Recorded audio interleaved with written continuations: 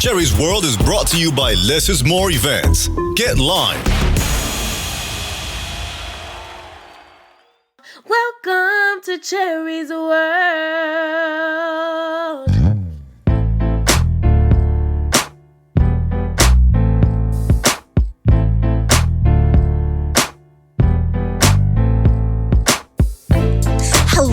Hello, Cherie's World, and welcome. I got a treat for you today. I want you to meet somebody who's really special to me in my life. He has been like a mentor. He is my soulmate and one of my best friends in this whole entire world. Question, you want to guess who it is? How many of you know somebody who has actually fought Congress and won? That's right. Mr. Luther Campbell is in the house. A lot of you know him as Uncle Luke, but I want to introduce you to the man that I know. His name is Luther. Please give him a warm welcome, Cherie's World. This is Cherie's World. Making Memories Sale Series. It's a sale that allows families and people in our communities in any city, state, or showtime to attend a series of events at a lower price than most, such as like the Trolls Live, Disney on Ice, the Universal Soul Circus, concerts, sports, and more. Contact Less is More Events at 202-930-3533. Again, that's 202-930-3533. Visit the website, getlimetickets.com. They're on social media, Facebook, IG, Twitter. Less is More Events. Get out and lime. Hey, if you're listening to Cherie's World Podcast on Apple Podcasts and iTunes, please give us a 5-star. Let us know what you think. Leave us a review. I want to hear from you. Thank you.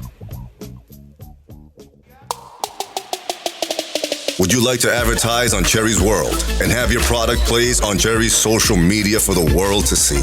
Email us now at cheriesworldpodcast@gmail.com for low introductory rates.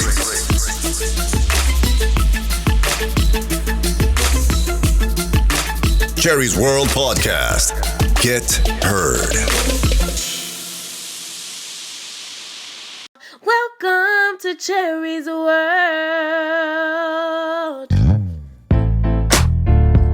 Cherie's World, I don't really need to introduce this man because everybody knows who Mr. Luther Campbell is. Luke, this is Courtney. What's Hey, up, sir? how you doing, Courtney? How you doing, man? I'm good. I can't complain. Nice to meet you. Look at all them plaques on the wall. He's showing out. He's showing out over there. Yeah, plaques on the wall. yeah. I like the plaques on the wall, though. Too many plaques on the wall. I was just talking to a friend of mine. He just reminded me how long we have been locked up. He was like, "Yeah, I've been doing my church, virtual church, for 5 weeks." I was like, "Oh shit, it's been 5 weeks." Wait a minute. So your friend does virtual? You talking about a pastor or a preacher or something? Yes. See, this is what I want people to know about Mr. Luther Campbell, because everybody has this whole idea in their head, and that is not the man I know.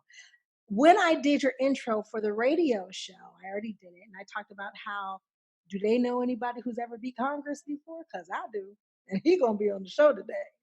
Oh. I want them to know that man. So can you take us on a journey, Luke? Take you on a journey. Of Luther Campbell, not Uncle Luke, because Uncle Luke is a Luther Campbell journey. I would say, I mean, I'm just like, my story is similar to most young people's story. Grow up in the hood in Libby City. It was 5 of us, total 7 of us in a 2-bedroom house. We did have a yard, so it wasn't that bad. Bunk beds. And, my mom, Bahamian, dad, Jamaican. And we just grew up in a house where you had to work. You had to make do what you had to do to make your way. And so fortunately enough, all my brothers, ended up going to college, becoming who's who and sumo cum laudes and all that. And that I chose a different route. I was a tough guy on the streets for a little while. until Really? I got shipped to DC. I had to end up staying in DC for some time, so I don't end up getting it, getting killed, getting put in jail for a long time. And so I learned that staying in DC, I learned about business and seeing African Americans doing good business. Because back then in Miami, it was either you just worked. It wasn't too many African Americans with their own businesses and moving around like there was in DC. So moved up there, came back, got in a DJ group.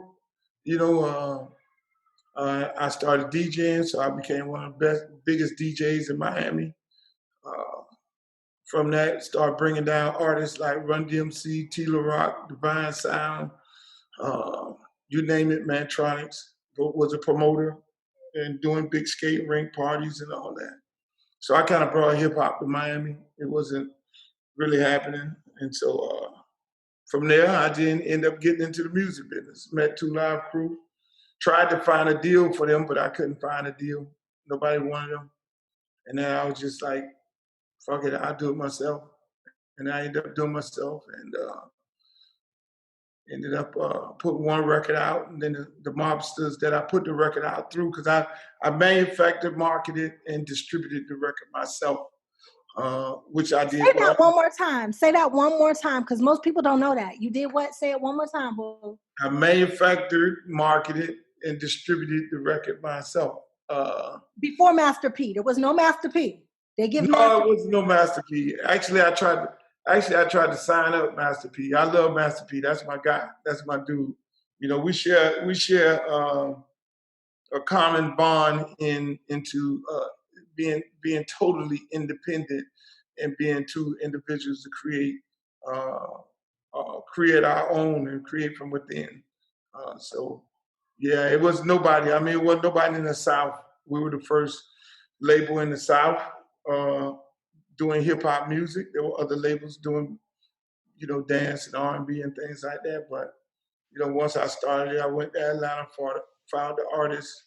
Went to New Orleans, found the artists, and most of my artists came from Miami, and the rest is history. The rest is history. The man fought Congress. The man is a businessman, and that's who I want to talk about today, the businessman. Hey, businessman, after rap, there's been you are the mayor of Miami. I don't care what anybody says. I don't know why you haven't ran. Why, being the mayor of Miami, right? Why haven't you just gone on and taken your seat and taken over? Well, I actually did run for mayor, but I ran in a special election, which the mayor at the time had got impeached, and it was a special election. It wasn't a long campaign; it was a short one that happened real fast. I got pretty much 30% of the vote. It came to a runoff with the three of us. It was about a field of probably 12, and I didn't win. Which I didn't think I was going to win because it was a short election. But at the end of the day, it was a great experience. But what I was trying to do, which is what I accomplished, which I created a constituent and a base of people that I could depend on, that depend on me to then, endorse candidates. Like right now, in order for you to win become the mayor, county commissioner, school board member, they need my endorsement in order to be able to win because I have a block of voters, young combination, young people, black people, white, Hispanic, Jewish, and I have a serious block of people that follow my direction. So I have tons of people calling me, asking me for an endorsement, but I hear their platform because the platform needs to fit, what's the necessary things that the people need. Will you run again? Will I run again? I think I will. I think I'll probably run for Congress in a couple of years. I'm just trying to, I got to, it's almost like anything. You got to get it out your system. I got to get the music business totally out of my system. where I don't have to tour, I don't have to go perform. I could just do one thing. Because when you work for the people, it's hard to separate yourself. And I don't want to short nobody. So I think I got probably another couple of years of doing this entertainment business. 2 or 3 years, maybe 4 at the most, and then eventually end up running for some kind of seat. But I like Congress. I think I can go there and do some real damage. What about president? No. You sure? None of that. That's too murky. No, I have way more faith in you than what we have now. No, I ain't gonna. Hey, look, that dude there. Ooh, we could talk all night about him. We don't even need to go there. Go ahead, Courtney. I know you. Well, first of all, when I first actually met Cherie and started doing business with Cherie, you were like one of the first people who she spoke very highly of. I didn't even know that you all knew each other like that. How did you meet Cherie, and how do you all know each other? For people like me who didn't know that. Man, I met Cherie many years ago. What was she was dating a shoe salesman? And I was like, this nice lady here. And met me long before him. Funny. I never dated a shoe salesman. I always have to get to the shoe salesman story. Go ahead, I want to hear that. I saw right to the shoe salesman. I mean, many years ago. I mean, we basically hit it off. We used to hang out when I would go to LA. Me, her, and what's the other girl name? You want me to tell the whole story? Yeah, you tell the story. So Mari Morrow and I went yes, for the University for the University of Miami World AIDS Day. We were there doing demonstrations. The female condom had just come out, and Mari and I were demonstrating how to use the female condom. Long story short, I had How did you do that demonstration, by the way? You wouldn't even talk to me. Like, tell the truth. So when we came into Luke's radio show, Luke he opened his doors and let us come in to talk about World AIDS Day and everything we had going on. Well, he never spoke to me. He only talked to Mari. They said I was a little girl. So they were trying to be respectful of the little girl that was in the studio. This little big mouth girl ended up asking one question. Hey, Luke, how can you tell the difference between a gentleman's club and a strip club?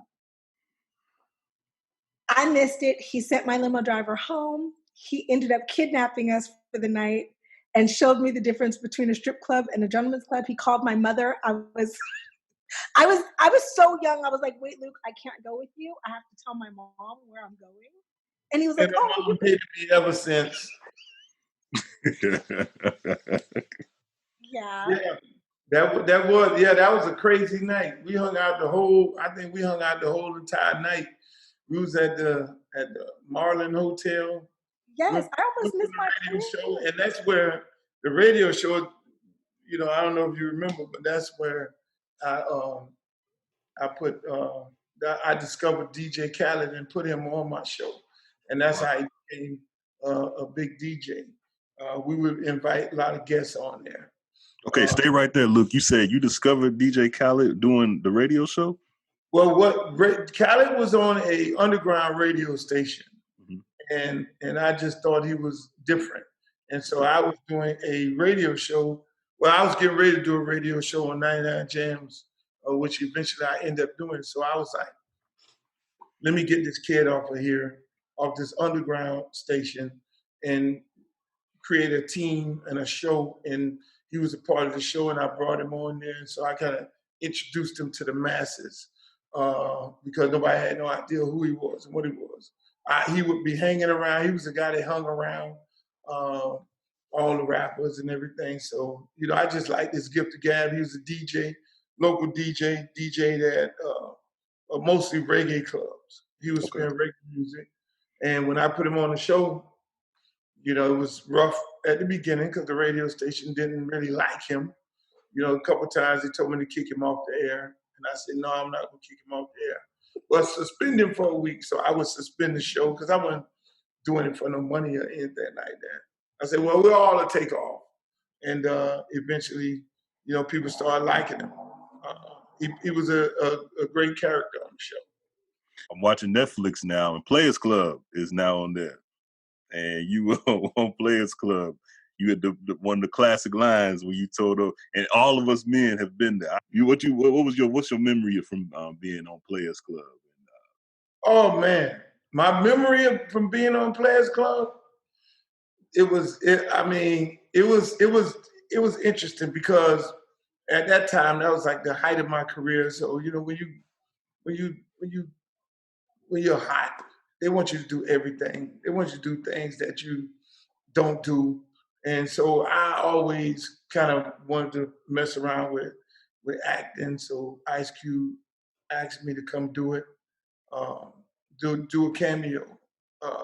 So before that, I remember doing when they first asked me to get into acting, I took classes. Cherie probably don't know that.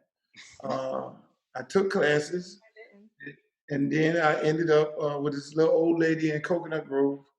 Then I ended up, Cool Runnings was my first casting. I went to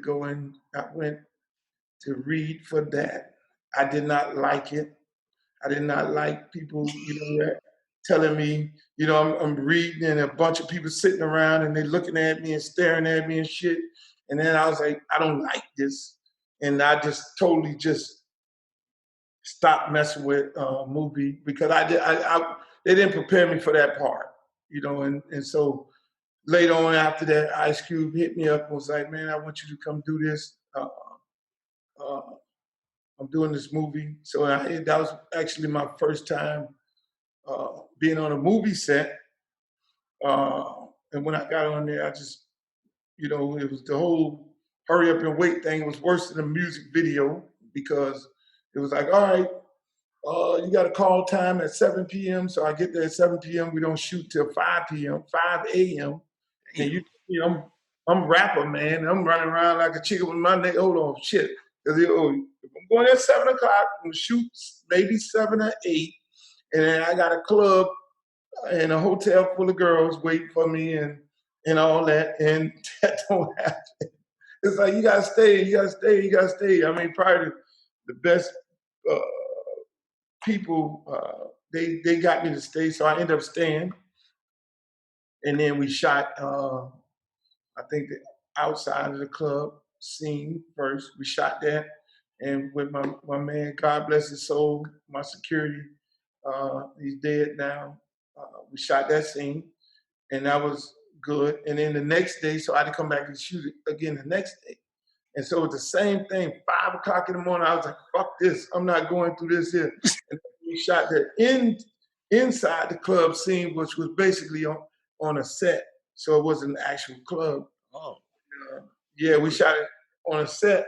And when I went in there, I was so fucking annoyed. I had lines. They gave me lines. And when the girl came in, I was like, look, it was 5 o'clock in the morning again. The girl came in and she said, no, before that, before I went and shot, it was a fucking earthquake. Oh, shit. It was like, oh, shit. I mean, the whole thing, the lights shaking and everything, it was like, yo, we're in an earthquake. So it was a fucking earthquake. I'm like, just my luck. I am in an earthquake. And I'm hot in the pants. I got to get to where I got places to go and things to do. So I wrote it out. I'm riding out for Cube. And the earthquake happened. Then we shot the scene where I was in there and the girl came in and fuck the lines. I'm ready to get the fuck out of here. Then that girl, she came in and I was like, get the fuck off me. So that was not written. It was like, I naturally said that. I believe it. Get your ass off me. And it was, hey, so everybody reminds me of that right now today. And y'all the first person to ask me. And this is probably the first time I ever told the story. And this, how it went, because I know everybody's like, who the fuck wrote that? And I was like, hold on. Then we shot it and then we just kept shooting.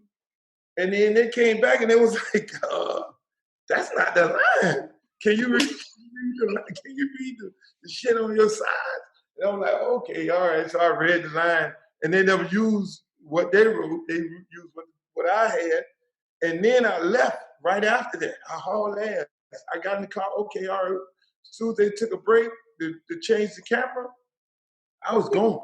I got in my car and it was like, no, you got to shoot some more. So if you look at the movie close, with the fight scene, that's not me. That was the stand-in. Oh my God. He wanted to go. I remember he wanted to get on the plane. I'm leaving. I already had me a flight at the airport at 11 in the morning. I went straight to the airport. They were like, yo, you got to come back. You got to come back. No, y'all ain't tricking me with this shit no more. I'm leaving. He was gone. I remember getting a phone call saying, I don't know how you do this shit. I can't just sit around. I know, right? But I mean, that was crazy. It was absolutely crazy. But then I kind of did a few more other films. But then I kind of understood it and liked it. But nobody prepped me for a set, the hurry up and wait, the sit down thing, and all that. See, me being a fan, I'm thinking just because you did Luke's Peep Show that Players Club is just naturally, but you're saying you wasn't at a strip club. It wasn't like y'all was in a strip club and they just said action. You were actually no. They did some. I mean, they did some creative things. Like the actual club when we walked in, that was in the club. The club was on a set. So they did a good job. They did a good job. I mean, it's crazy right now because what the movie was out 23 years ago. And so when you do the math, you see all these young people who never saw the movie before, and now it's back out. And it's on Netflix, and everybody locked up in their house. So I'm getting all kind of phone calls like, yo, like the movie is new. Like, the movie is 23 years old. It's crazy. One thing I can say, Courtney, you ever walk into the strip club with Uncle Luke is just like that. Like they might not have the lights going off and stuff, but every girl in there rushes to be with Luke. But Luke has this crazy, sick energy that I have been on the elevator with Luke, and some 40-year-old straight church women get in the elevator. By the time we get to the first floor, they are totally different people. Oh shit! That's actually one of my. Oh, okay, we'll do that later on. But that's funny you say that. No, it's true. You could go ahead and do it now. They're totally different people, and I'm like, what happened? Because so Luke touched on my mother doesn't like Luke. It's not that my mother doesn't like Luke. I was an underage little girl who went to Miami for a job and ended up hanging out with Luke and almost missed my flight. But I didn't know anything about Luke's Peep Show. I had never seen Luke's Peep Show. I did have a 2 Live Crew album. I had one on one. We're having some fun. My mom confiscated it. Malcolm Jamal Warner actually gave it to me. Thank you, Malcolm. But my mom confiscated it because I had to be like 12 at the from me. And here we are friends 20 years later. 20-something years later. Yeah. I absolutely, positively adore Luke. Anybody who knows me knows that I adore Luke. He has been an amazing mentor, a friend, and the love of my life. Luke, can I tell them the most important lesson you ever taught me, or is that a little bit too much? No, you can tell them. I, against my mother's will, drove my car up to meet Luke. I won't say where it is because I don't want to give people's wives antennas. But there was a music convention going on, right? Music convention. Yes, there was a music convention going on. And Luke had like this DJ booth. He had converted this suite into like a party, right? And I was sitting down and I was eating chicken wings. And they were hot wings. They was good. I had shit all over my fingers. And Luke said, stand up real quick and look around the room. I had been missing this whole party because he gave me a plate of food. And if anybody know me, they know I love food. So I didn't really know what was going on. Luke said, stand up. I stood up. He kind of put me under his armpit. And he said, look around this room. Do you see any condoms? words cannot describe what was going on in this room, okay? But there was a whole bunch of people, yeah, and a whole bunch of stuff. And Luke said, you don't see one condom, but most of these men are married. In fact, all of them are married. And he looked at me and he said, love, I was still in his armpit. He said, love yourself and trust yourself and don't trust no man ever. And I was like, okay. And he said, now sit your ass down. And he got back on the microphone and kept doing what he was doing. And I sat back down. Stomach was kind of hurting now because of the stuff that I had seen and I couldn't imagine. But growing up in the industry, it's like you are kind of just thrown into the wolves. And instead of Luke being a wolf, Luke was a protector. Yeah, and that's dope that you say that, because you know a lot of people will never want to believe that side of Luke because of, you know, the 2 Live crews, the peep shows and stuff like that. And I'm glad you said that, because that, you know, people just want to keep you in that character as Uncle Luke. How do you feel about that though, Luke? When you hear Cherie gives the real about you, and then you know other people think another way about you. Well, it's, you know, my close friends, all my close friends are people who know me. They know me. You know what I'm saying? For who I am and the type of person I am. Other people, they may pass judgment. Most people think my house is full of half-naked women or naked women. Guilty. They think I like girls with big booties, which Guilty. I don't. You know, you know, and so, you know, everybody has their own. It's almost like reading the Bible. Everybody have a different interpretation of what they're reading, you know, and there's so much propaganda, you know, so many people looked at the news, and because the reporter on the news, you felt like you could trust and believe what he's saying. You believed him when he said Luther Campbell, a misogynistic pig, he's corrupting the minds of young people and the music, and it needs to be banned. So people believe that, you know, because again, that idiot box will mess around with people's minds. So they'll give you this ideal of, you got a good idea of me, you know, and most people think they know you. And so I you know, I you know, I have a little small circle of friends. You know, they defend me more than I defend myself, because I personally don't give a shit. I personally feel, you know, because I'm gonna do me, I'm gonna do what I gotta do.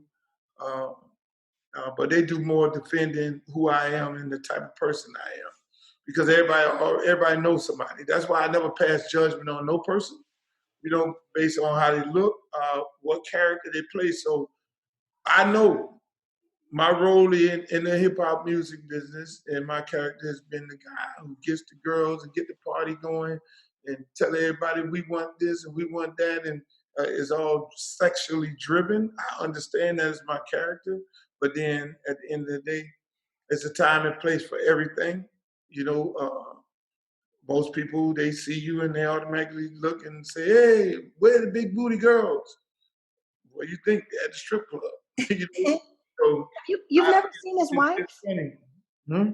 You've never seen his wife? She's a tall, slender, gorgeous woman, very classy. She's an attorney. Oh. Yeah, totally different than what they thought I would. Attaboy, Luke. Attaboy. Damn, there you go. Yeah. Smart. Luke got a businesswoman because he is a businessman. Yeah. One of the things that I want to do, Luke, before you leave, we got to put together some kind of Q&A, because I want to give away a couple of your books. Luke is an author, and I think that everybody should read his books. So what kind of Luke trivia can you give him, Luke? And then you got to give a couple beats and then give us the answers. Because if it's about trivia, yeah, you could do music trivia, because I probably don't know the answers. okay. Here's an easy one. I give you an easy one. What part of Miami did I grow up in? If you listen to the podcast, you should know that answer. How many you want me to give you? Give me 3. Okay, that's one. All right. Nothing they can find on Google, because you know you can go. Well, you probably Google that. What was my What was my first album name? You probably Google that. But then they'll probably get me mixed up with the 2 Live Crew. My album. We need the answer though. Yeah, you got to get that. Oh, you need the answer too? Yeah, right, Cherie? We need the answer, right? No, I think I know that. Oh, okay. I thought you wanted him to say it for the video, but okay. Oh no, I was gonna say you're gonna do it later. Yeah. What city did my first record get taken off the shelf? Oh, okay. That's a good one. Thank you, Mr. Luther Campbell. So which book do you want me to give away? The Book of Luke. Okay. The Book of Luke. Speaking of the Book of Luke, I heard that Kanye is trying to do like the Book of Yeezy. Probably. Do you think he got that from you? Probably. I'm pretty sure. What do you think about him as a whole? Kanye West? Yeah. Kanye West is special. I think he's special. I mean, he's an artist, and let me just tell you, because I'm pretty sure people who hang out with me that think I'm weird. Most artists, especially musicians, are weird. Yeah. Very weird. I mean, when the best musicians and artists are weird as shit, and the ones who confine themselves or just get control of who have people that protect them to be around them to not show that weird part. Like I take an example. If you know Whitney Houston, you met Whitney Houston? Yes. Whitney Houston didn't talk slow. She talked fast, and she used every cuss word in the book. Whitney Houston I love her to death. Whitney Houston was as ghetto as they come. But she had a circle around her and protected her. The public did not see that part. She'll cuss your ass out. Like, what the fuck are you looking at? Who the fuck are you? Like, I mean, that's how, so it's like Kanye West, I just think he's such a brilliant artist. I can't say what a man should be married into, but I just think the reality shit is going to put a stain on his legacy, because it's a catch. It's a reality catch because the motherfucker is talented. He is absolutely talented. You know what I'm saying? You at the White House with Trump, and making yourself look foolish. A lot of times he makes himself look foolish, but it's because the people around him, I feel, are using him for their own platform. And he's now caught up to this thing where he has to make a splash to do something crazy so people could think Kanye doing something crazy. The kid he's very, very talented. He's very talented. And I just, like Prince. If you knew Prince, if you hung out with Prince, I've hung out with Prince a couple times, God bless his soul. Prince, you would think Prince is weird as shit. I remember hanging out with Prince one time in Miami, and we was he bought a club on South Beach, club that most people call Mansion. He bought the club. We were riding around, and shit, Prince would ride around and get girls off the street and take them and do their hair. He'll get a call, Prince, and he'll take them in the room and do their hair. It's like, what the fuck is this? So you knew what was going on with, weird. But again, that it wasn't like he was doing people hair and putting the shit on camera. You know what I'm saying? And he would go to a club and if there was a band, he'd jump on the stage and start performing. I mean, like Floyd Mayweather, he'll be riding in a truck. He'll hop out the truck and start running, like haul ass running. Man, I gotta get that work in. So most very, very creative people are kind of weird people. Like I know I've got some weird shit. I don't think you're weird at all. Well, a lot of people probably got weird stories. They say they have weird stories. Maybe I'm weird.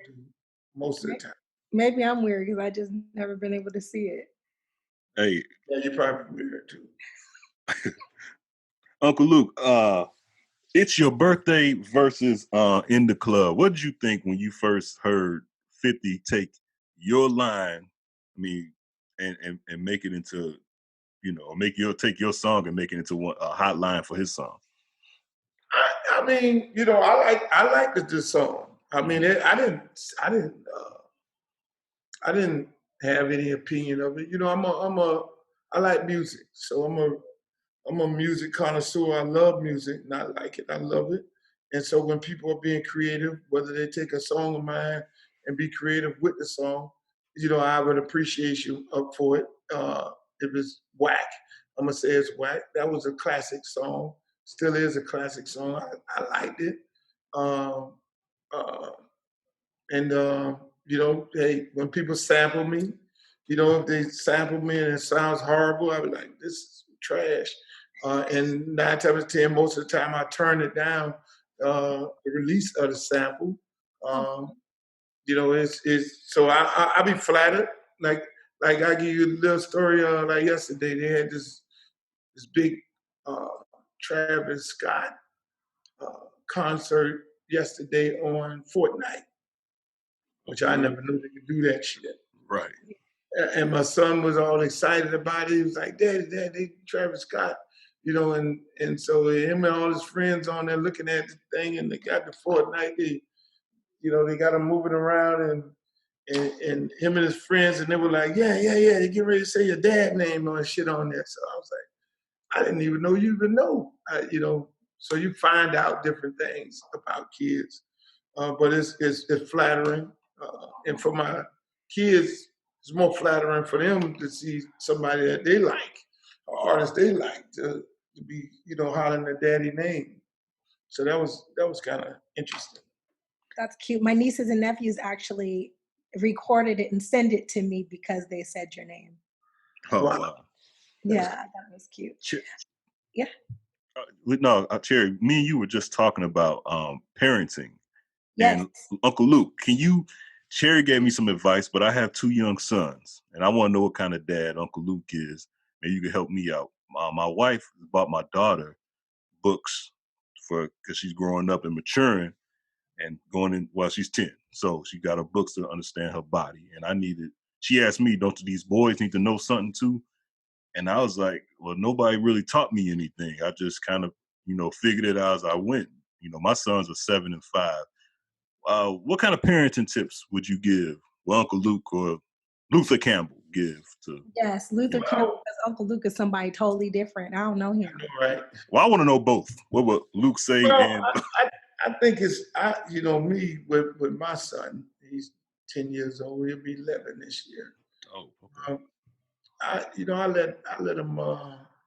He's the first. I got other kids, but he's the first one I've been fortunate enough to have in the house with me and raise. And it's different. You have a balance between the mama and the dad, and I always figure that that's really important. Sometimes we have a tendency of being in relationships and we cut and run for us, because we want to be happy. When you have kids, it's not about you anymore. It's about the kid. And if more of us take that approach, then more African American households will stay together, and our product and our offsprings will be have that balance to understand how to love a woman and a man. So it's a chemical imbalance. The mother, we look at a football game, the first thing a boy will say, "Hi, mom," and you see a girl do some gymnastics, the first thing she'll say, "Hi, Dad." That's the balance, because the mother, in my opinion, the mother loves that boy to death, because, and the mother 9 times 10 is harder on the daughter. The dad is hard on the son, and the mother is more comforting. So basically, the mother is teaching the boy how to be loved by a woman, and the dad is teaching the girl how to be loved by a man. Yeah. because you have that balance. Because when you have, not saying a single parent household can't find that, but you can find it in it because, when a mother understands this is what it is, I can teach my daughter's son, because this is understand the situation that teaching them the balance, but it ain't nothing. That's why, a man, I tell, I have to teach you how to be a man. So during the courses, we do men things. I mean, we go out. You got to be in some kind of activity. You got to do some kind of sports. You got to be involved in some kind of group. And the reason why I say sports, whether you're sports or chess or some team type sport, because you got to be able to know how to work with other people. And I'm always monitoring what he's doing, where is he hanging out, what he's looking at. I play kind of jokes on him, which, we play a bunch of different jokes. But I mean, raising the son is, I probably spoil him to death. I'm gonna give my son just like, I have one of my daughters that I'm real close with. I spoil her because I always tell her I don't want no man to have to do nothing for you. You don't have to depend on no man to do nothing for you. You let a man know you got a daddy. And so now a man got to step his game up. As far as my son, it's more like same. You guys, you have responsibilities. You got to take the garbage out. You got Okay, now you got to do responsible things. he's trying to ask you nicely. Basically, his son has been waking up with a heart on and does not know what's going on with his body. I told him, yeah, you need to explain to the baby what's going on. Well, yeah, we're gonna get to the point. You'll get to the point where you'll get to the point where you have to talk to these kids about girls and sex and things like that. Like I'll mess with my son to see how far advanced he is. I'll say, hey, man, it's what that girl name is who like you in school. No, Daddy. Yeah, see, that's what I get. I tell you that, no girls in my room, and stuff like that. So you kind of that lets you know that they still are not, they ain't thinking about the wrong thing. So now the boy waking up and his body is, then you got to explain to him, okay, this is what's going on with your body. And that's what happens. But then 10 years old is still so fragile. But what do you do? Like, you don't just let them wake up and have their first little wet dream and they didn't even know it was coming, right? Like, you have to, exactly. I mean, you do have to. I mean, we're not with our kids on a regular basis, on a daily basis. So it's just like when we were kids. Mom and dad is pretty much overseers. So we don't know what they're looking at, what they're getting into, or what their mind at. So it is based on indirect, organically, let me find out what's on your mind and what you're getting into. So, again, if you're getting that far advanced, then we need to have an advanced conversation. I guess to answer the question. So what's going on? Okay, this is what's going on. This is what normally happens. Okay, but then if the mind is still fragile, you got to kind of watch. his baby's mind is definitely still fragile. He's only 7, but he's still waking up with his little pecker hard. That's interesting. And it's really uncomfortable for my wife more so than I think for the boy, because she's still trying to get him dressed, and she's like, oh my God, should I move it this way or should I? I'm like, just leave it alone. I really told her, I said, let them boys get their own self dressed, but that's a whole nother conversation. Yeah. Mama's gonna be mamas. Yeah, you gotta let them dress up on me. Hey, look, put your clothes on, boss. That's me. It's a fight. There's a fight around here to put the lotion on.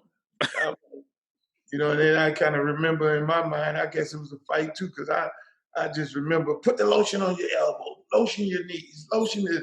So I probably was the same way. I mean, it's, they'll work it again. it's not. I don't think it's anything to be alarmed about, because if you have a kid that's waking up like that, but then his mind's still fragile and he's not thinking about girls, or he's not going to sleep looking at something that he shouldn't be looking at while mom and dad is in the room, then it'll go past. It'll So just ignore it and act like it don't. it'll be just like anything. It's a fad. I mean, these kids. I mean, that's why it's so unique. When I'm raising my son, like there have been times where he just ate cereal every morning. He just didn't only wanted one thing. Okay, he's just gonna eat not a bologna, but a turkey sandwich. Turkey sandwich dinner, turkey sandwich night, turkey sandwich all he wanted. So it'd be weird. It's like, shit, was I like that? So the kids go through a fad before you know it, they'll move on to something else. And I didn't want to come across like being shallow, but I'm like, I want to just say, like, girls are different. Like, they develop different. Like, boys, I'm trying to think back. I don't remember developing. I just remember I grew and I got facial hair, and I don't remember nothing else to like worry about, like to teach somebody about. I think when we got 13, when boys get about 12, when they get about 12, and then 13 is a big number. I'm gonna be a teenager. Yeah. And then you go to looking and see if you got any hairs down there. And like, yeah, I got one hair. And before you know it, then you got the girls over the house. When mom and dad gone, and then you don't know what you're doing then, and before you know it, you find out what you're doing. So I mean, it's I think at that age it'll pass. I want to change the subject real quick. Luke, you have made it known that artists, they need to come and ask for a pass before they can come in your city. Oh, yes. I think not necessarily a pass. I think what has happened, there's been a lot of artists coming into Miami and basically taking advantage of the city. They'll move here and they'll just set up shop as if they own the city, and they just run around.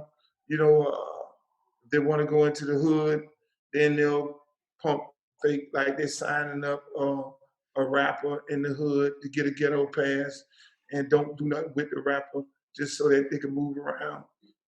You have a lot of artists that's dealing with issues, which has always been from wherever they live at, because they can't hang out in their town because somebody want to do something to them, and then they run to Miami and bring all the smoke down here. So, those are the type of things. It's not no, it's just a respect thing. I would never go to LA and claim LA, and I think it's a lot of artists that do that.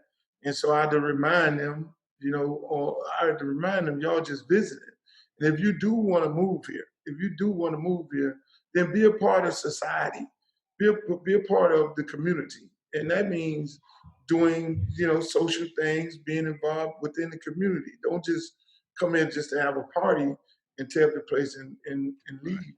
You know what I'm saying? So respect the place, because most people are from someplace else, and they move to a city and they live there and they get involved within the community, and they are residents of the area, whether they're helping the girls at the park, selling ice cream, or whatever, they're involved. But these guys that come down here and they just, they're very disrespectful, and then you have a lot of people that bring them down here. So I remind them all the time. But I think, and that's one of the other things is I'm like, okay, I need to get back. I wasn't going to get back heavy into the music business, but it's just so many artists down here that's getting overlooked. It's bad. I mean, it's a lot of talented people that I feel like getting overlooked, and I think it's my responsibility since ain't nobody else want to do it. Everybody else is putting everybody else on and bringing them down here, showcasing Miami. So I'm like, okay, let me just go and give some of these artists an opportunity. So, Campbell, this is gonna play good on the best of radio show Cherie started, but I want to get Uncle Luke, and I want to get the Cherie that I be talking to on the phone here and there for this little segment, Luke. This is called True, False, or In. All right, so I'm just gonna ask you some things that I see or think or talk about or hear about. You just tell me true, false, or in. When Black people say "mind you," that means the story is about to get good. True, false, or in.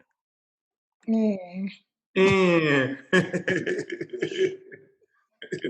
that's almost like butt. Ain't nothing good come out the butt. Yeah. I like it. But Right. butt is not good. All right, here we go. True, false, or in. Stomachs don't belong in leggings. True. Say that again. Stomachs don't belong in leggings. Oh, true. True. All right, here we go. This is going to be an interesting one. Women have 3 types of panties. Period panties, chilling panties, and getting some dick panties. I might have to edit it out for the show. True, false, and False. I always have on a thong. Yeah, Cherie is an expert at that. She finally had a kid. I always thought she was a virgin. Really? You just, yeah. Is that why you ruined every relationship I ever had? Yeah, I did. It was on purpose. Was it really? Yeah. Okay, sorry. We went AWire with the game, but yeah, he ruined every. Back to the game. Back to the game. False.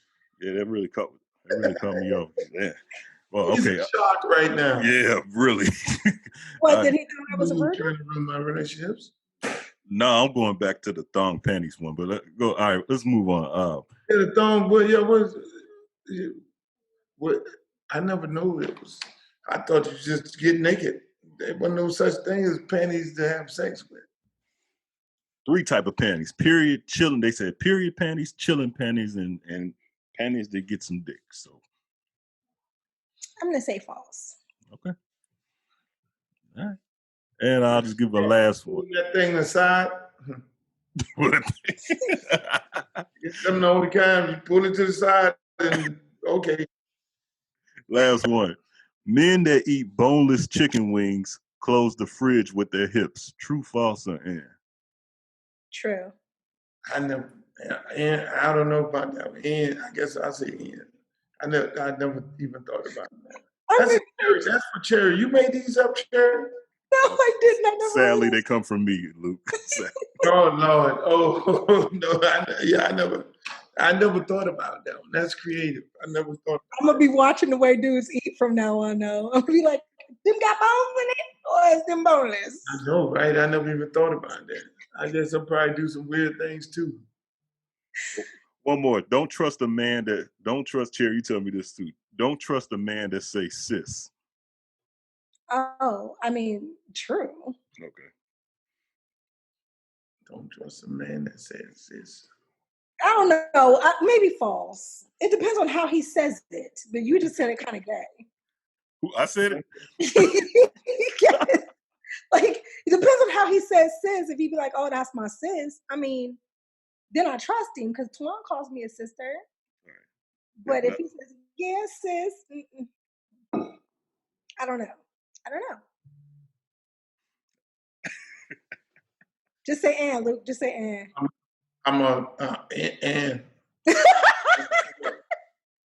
a dude, so I don't know. That's an interesting one. I guess I don't pay attention to dudes that much. Yeah, me either. I can't answer to it. I'm not. Look at Luke still in there thinking sis. Crooked dudes when they babe and all that shit like that, when they get ready to go in, when they're moving too fast, I guess they might say sis. Yeah, I don't know. This is my little sister, but I really want to fuck her. Luke has never called me sis. No. So, no. Luke, before you leave, will you do me a favor? Will you give us another drop while all 3 of us are on the camera and just say your name and what you're doing right now? however you want to say it. Say what now? You want me to give you a drop? Yeah, just a drop. Hey, my name is Uncle Luke, and I'm here on the. And Cherie didn't tell me the name of the show. Cherie's World. Cherie's World podcast. Cherie's World is Cherie's World, and Cherie is the girl. Hey, I'm Uncle Luke, and I'm on Cherie's World. I love being on Cherie's World. Oh, Cherie's World loves you. Thank you so much for being here, Luke. I hope you'll come back one day. Yes, I will tell some revealing stories. What kind of? If I had my drinks, if I had a drink, then I'd be telling everything. It'd be a tell-all. Well, maybe we need to have Luke back for a tell-all after the whole COVID is over. I'll send some drinks over to your house and we'll see what happens. Wait, what kind of tell-all though? Like, am I too young for this, or you? We'll discuss it next time I'm on. I'm gonna drink one with you, Luke. Are you telling on me? Please do. I'm already drinking. No, we're talking about something else. Thank you. All right, appreciate it. I love you. Thanks for meeting. Nice meeting you, sir. Love you too. It's nice to meet you, Luke. And just so you know, when you left my spa, somebody said, "Oh my God, that's Uncle Luke," and my daughter was like, "Yeah, that's my uncle." That's crazy. How your daughter doing? She's doing good? Bad. She good, but she bad. That's good. Be bad.